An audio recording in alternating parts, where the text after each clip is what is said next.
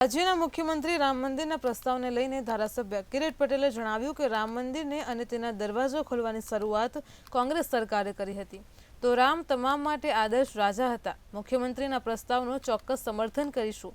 માનવ અધિકારોનો ભંગ ના થાય અને તેના માટે અવાજ ઉઠાવવાના અધિકાર વિરોધ પક્ષને મળ્યા છે અને તે મળવા જોઈએ। સાથે જ કહ્યું કે સત્તાનો દુરુપયોગ કરીને ઈડી અને પોલીસનો દુરુપયોગ બંધ કરવો જોઈએ અને આ ખરા અર્થમાં રામ રાજ્ય નથી। રામ જે રીતે ન્યાયપ્રિય શાસક હતા અને તમામ સમાજને ન્યાય આપવા માટે કોશિશ કરતા હતા, માત્ર ને માત્ર બંધારણીય અધિકારોનો ઉલ્લંઘન કરી રામ નામે રામરાજ લાવવાની જે વાત થઈ રહી છે એ તદ્દન ખોટી વાત છે।